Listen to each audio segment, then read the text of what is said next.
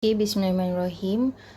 Kita dah berada pada the last chapter untuk semester 2 biology syllabus. So, chapter yang terakhir adalah chapter 11, immunity.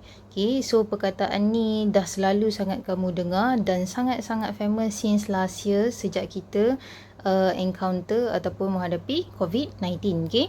Okay, so kita tengok untuk chapter 11. Untuk chapter 11, kita ada dua subtopik besar sebenarnya bawah chapter 11. We have 11.1 and 11.2.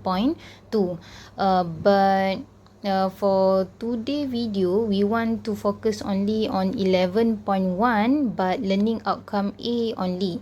Okay, for the next learning outcome, we will learn in the next video. Okay, let's have a quick glance on what we will learn on 11.1.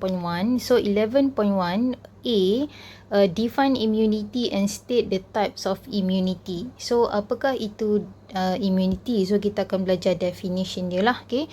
And then apakah jenis-jenis immunity? So kamu akan tengoklah ada artificial, ada acquire, ada innate and so on. Okay, and the next linear outcome, describe the general structure of antibody and state the classes of antibody based on its structure.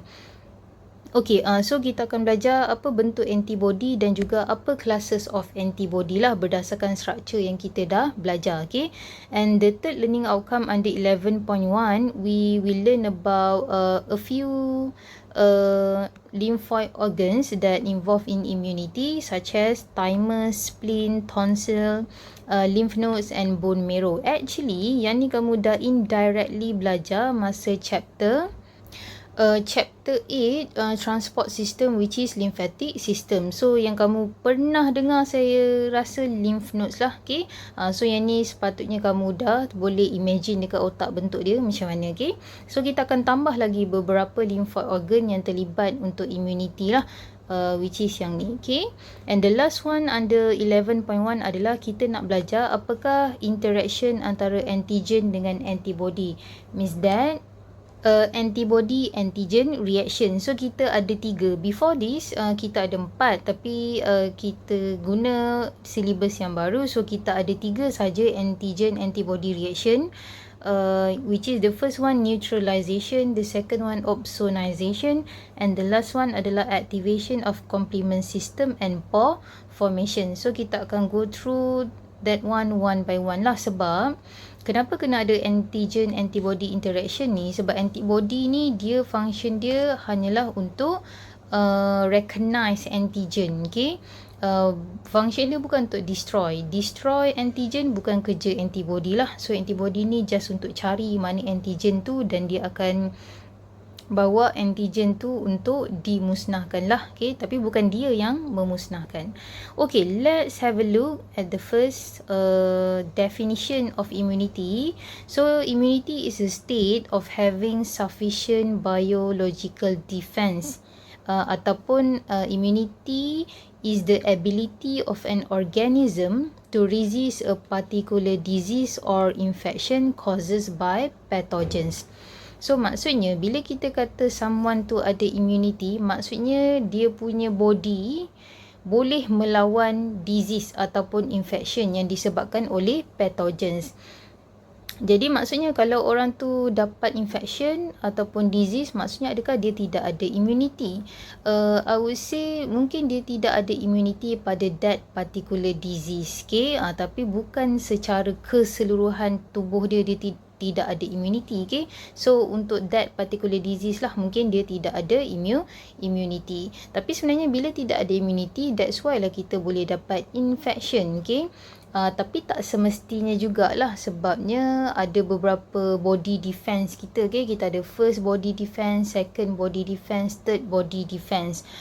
So kalau macam ada pathogen yang biasa, I would say normal pathogen, ataupun yang not very virulent or so on, iaitu kita punya first defense pun dah boleh lawan lah. Okay, tak payah pergi sampai second defense dengan third defense. Tapi kalau pathogen tu boleh infect kita punya cells, boleh attack kita punya cells, mungkin kita terpaksa gunakan third defense, okay, third line defense. Okay, itu definition. So kita tengok organisation untuk immunity ni, tapi dia ada banyak lagi, ni one of it lah. Okay, so apa jadi kalau pathogens invade tissues?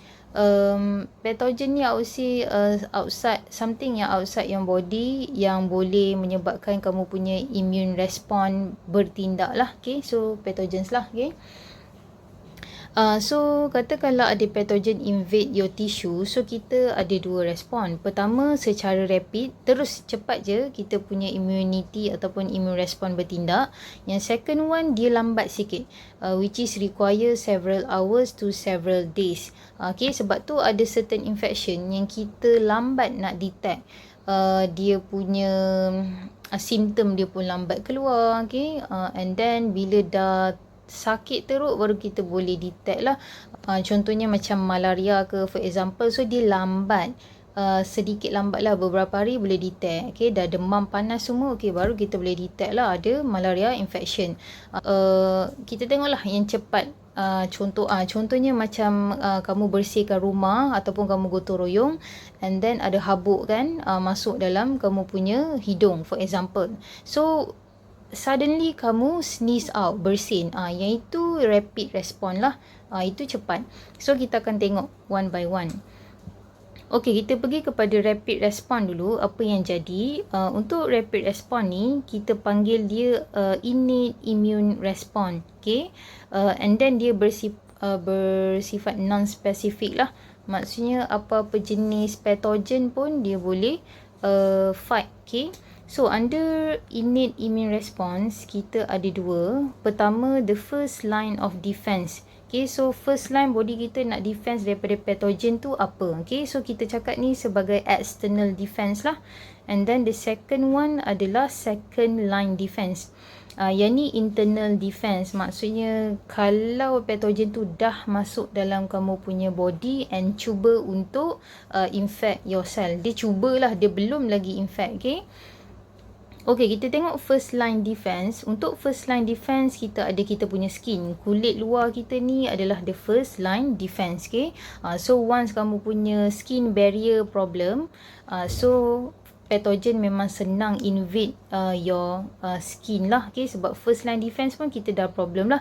So ada beberapa penyakit sebenarnya yang berkaitan dengan first line defense ni, maksudnya dia punya skin sendiri dah tak mampu untuk membantu dia fight against infection. Okay, you might want to search it for yourself lah.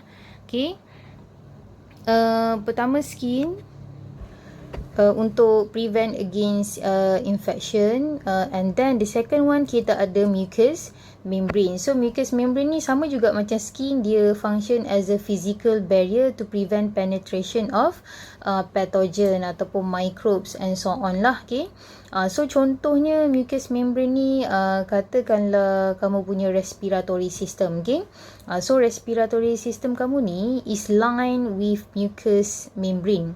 Okay, dikelilingi oleh mucous membrane yang akan produce satu substance ni, nama dia adalah mucus. Okay, so mucus ni dia punya function untuk trap pollen ataupun dust ataupun smoke lah. Okay, and then inside your mucous membrane, actually kita ada satu lagi structure yang kita panggil sebagai cilia. Okay, yang ni kita pernah dengar lah, cilia ni, dia macam penyapu lah. So cilia ni yang ada dekat mucous membrane, dia akan tolak, okay, dia akan move the pathogen particles yang terperangkap dalam mucus tu keluar daripada kita punya respiratory system. So contohnya macam kita berhingus, okay, ataupun kita berkahak lah, for example. Itu antara cara-cara macam mana body kita nak keluarkan balik pathogen tersebut daripada badan lah. Okay, dia something yang unpleasant yang terjadi, tapi dia sebenarnya sangat bagus dan sangat penting untuk keluarkan pathogen tersebut lah daripada badan. Okay, ataupun contoh lain yang saya bagi tadi, terhidu habuk ke, okay, masa kemas rumah, so kamu bersin tu, itu salah satu cara jugalah untuk keluarkan patogen daripada kamu punya body, okay. Ataupun contoh lain untuk mucous membrane ni, contohnya kamu ada cut dekat kamu punya skin, maksudnya kamu tiba-tiba tengah potong bawang ke, terpotong sikit jari kamu tu, okay. So apa yang berlaku, body kamu dia akan produce clotting substance, which is kita panggil sebagai platelets lah, okay. So platelets ni dia akan berkumpul dekat tempat yang terpotong tadi tu, skin kamu yang terpotong, and then dia akan seal the wound, okay, supaya kita nak prevent daripada another pathogen ataupun microbes enter your body, okay. So itu pun antara contoh bawah mucous membrane. Okay, so yang ketiga kita ada first line defense, secretion. So contoh secretion ni adalah enzymes yang ada dekat kamu punya tears, okay, air mata kamu ataupun dekat kamu punya saliva. So function dia untuk breakdown bakteria cell wall. Ataupun kita tak payah cakap lah benda yang tak nampak. Katakanlah something dari jauh kamu dah nampak macam ada insects, okay? Katakanlah flies. Tapi flies tu sangat kecil.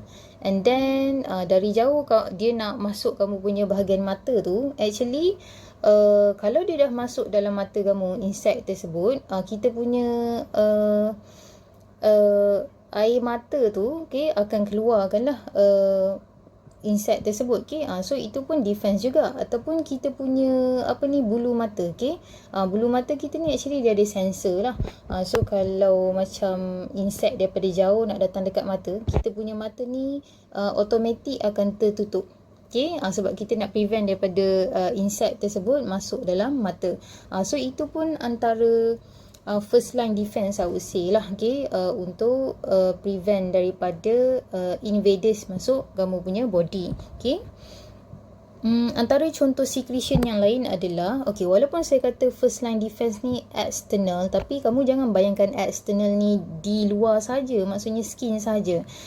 Masuk dalam badan pun boleh, tapi dia belum lagi infect your cell, okay, dia just di luar. So kita panggil itu external jugalah. So another example under secretion adalah kamu punya stomach produce acid untuk destroy microbes, for example. Sebab tu sometimes macam katakanlah someone tu makan contaminated food and then the pathogen is not too much on the contaminated food, so bila kamu termakan, sometimes tak ada reaction pun dekat kamu punya body, okay. So it depends on your immunity sendirilah, okay. But ada certain orang kalau termakan sikit pun contaminated food, perut dia dah tak tahan, okay. So it depends. And then another example under secretion, kita juga ada urine, okay, yang kita belajar. Urine dia akan flushes out pathogens lah, okay. Sebab tu kalau kamu buat urine test, somehow kamu akan perasan dekat kamu punya result tu ada disenaraikan ada bakteria and so on, okay. So actually dia normal je lah, okay, ada dekat situ, okay. Tapi tengok jugalah bakteria yang macam mana, okay. Kalau yang dia jumpa abnormal bacteria in your urine, so maksudnya mesti ada masalah somewhere else, okay.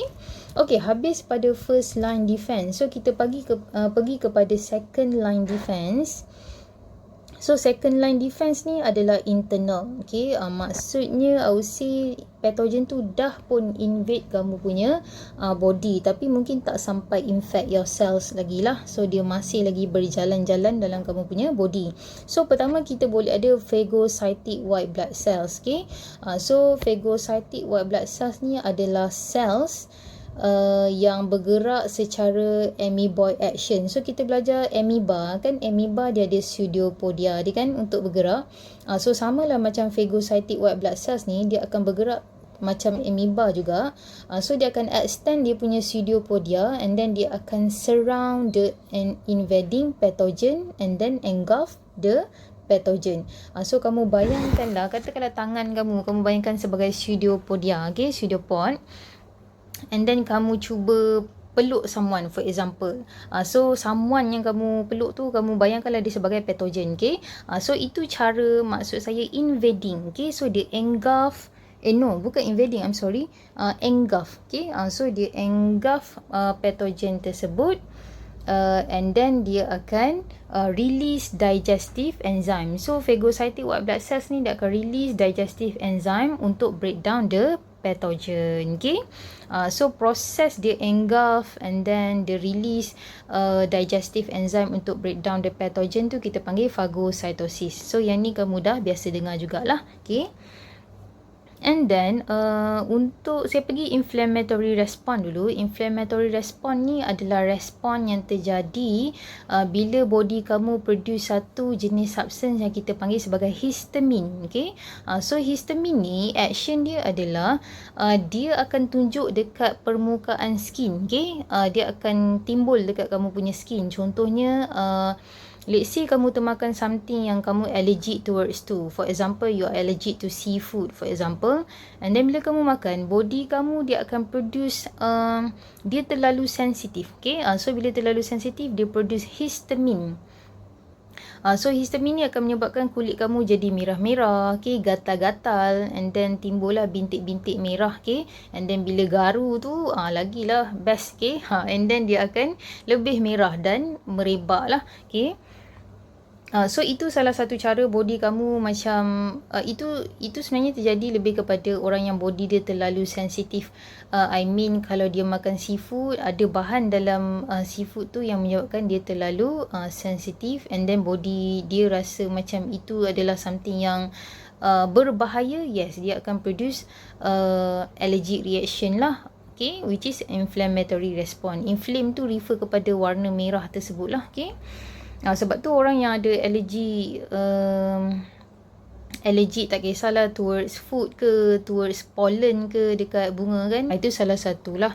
Ada juga yang orang allergic terhadap selain seafood, ada juga allergic kepada dust, okay? Habuk-habuk ada juga, okay? So dia akan produce inflammatory response, okay? Yang warna merah dekat kulit kamu lah. Okay, and then kita ada natural killer cell. Actually natural killer cell ni dia akan bersama-sama dengan third line defense sebenarnya, okay. Dan saya pun tak rasa saya nak explain lebih on natural killer cells ni. Nanti kita akan belajar indirectly juga. And then the last one kita ada antimicrobial protein. Yang ni pun saya tak rasa saya nak explain lebih lah, okay. Actually kamu tak perlu pun tahu details, okay, untuk setiap contoh bawah first line dengan second line ni. Asalkan kamu tahu contoh ni cukup lah. Cuma saya sengaja je lah untuk explain lebih, okay. So saya tak rasa saya nak explain more on antimicrobial proteins. You might search it on your own, okay, for extra information. Okay, the last one adalah third line defense. Okay, untuk third line defense ni dia lebih spesifik. Okay, maksudnya dia ada spesifik pathogen, barulah third line defense ni akan activated.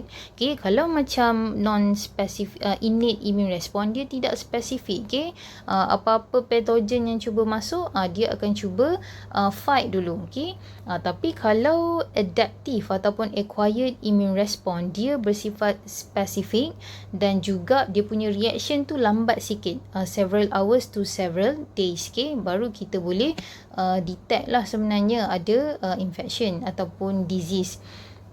Okay, untuk third line defense kita akan menggunakan antibody dan juga lymphocyte. Lymphocyte ni is a one type of white blood cells lah. Okay, so kita ada dua jenis, cell mediated immune response dengan antibody mediated immune response. Untuk cell mediated immune response dia terjadi dekat infected cell.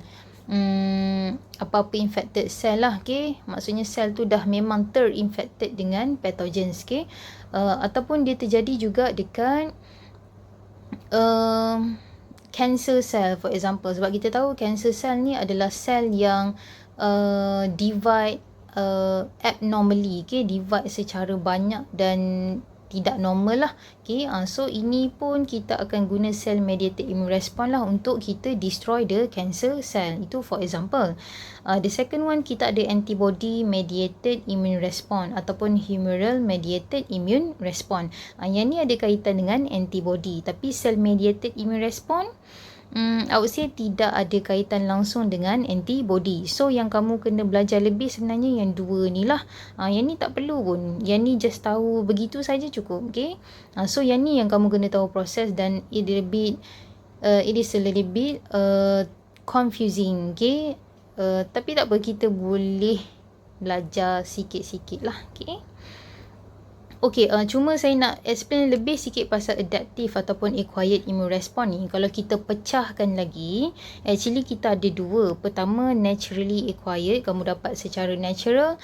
Yang kedua, secara artificial. Okay. So, untuk naturally acquired immune response, kita ada dua. Satu secara aktif, satu secara pasif. Okay. So, kalau secara aktif, maksudnya bila antigen ataupun pathogen enter your body, so your body naturally dia akan buat antibody and specialized white blood cell lymphocytes. Okay. Itu yang biasalah, ini yang biasa. Okay. Kalau secara pasif kamu dapat, pasif ni maksudnya bukan badan kamu yang buat. Okay. Maksudnya someone else yang buat. Someone else tu mestilah tak semestinya lah. Kalau dalam kes ni, kalau pasif, naturally pasif, maksudnya someone else yang hidup lah. Okay. So contohnya adalah antibody yang kita pass daripada mak kepada fetus via placenta, ataupun antibody yang diberi kepada baby daripada susu ibu. Okay.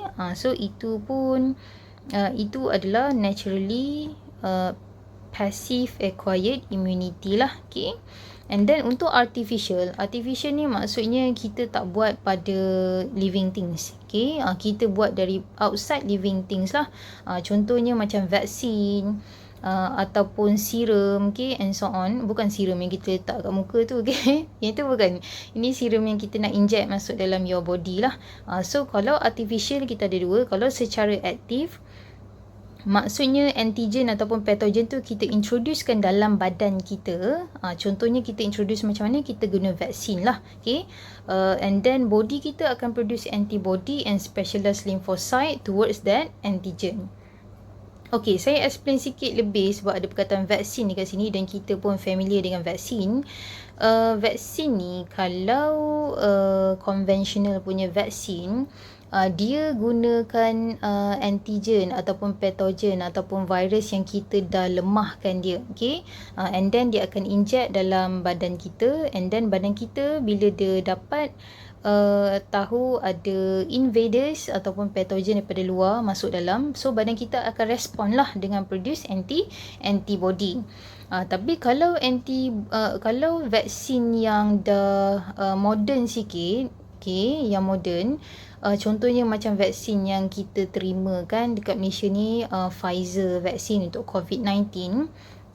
Pfizer vaksin, dia just ambil gene ataupun DNA sequence yang code for spike protein. Okay, spike protein tu, so maksudnya dia just ambil sequence sahaja. Okay, DNA sequence ataupun gene that code for the spike protein yang ada pada surface of COVID-19 virus lah. So dia inject dalam kita punya badan dalam bentuk vaksin, and then badan kita akan respond towards that spike protein. Actually spike protein tu dihasilkan dalam badan kita, and then badan kita akan produce antibody untuk lawan that spike protein. So maksudnya modern vaksin macam Pfizer tu, dia tak guna langsung virus tersebut. Okay, macam conventional maksudnya yang dulu punya vaksin cara pembuatan, kita guna yang bakteria ataupun virus yang dah dilemahkan. Okay, so ingat lagi tak kamu ambil contohnya injection untuk measles, rubella and so on kan, kalau ingat balik lah. So itu antara yang contoh konvensional lah. Tapi yang modern punya, kita tak payah ambil langsung, kita just ambil sequence yang boleh produce spike protein tu, and then kita inject dalam human. Okay, so body kita akan produce antibody lah. Okay, and then untuk artificial passive, contohnya adalah preformed antibody in immune serum introduced by injection. Contohnya adalah yang ni maksudnya kita buat antibody di luar daripada badan, kita inject pada someone yang ada weakened immunity. Okay, immune system ataupun someone yang ada disease lah. So kita cuba inject antibody dengan harapan that someone yang dapat artificial antibody tu boleh fight against infection and survive.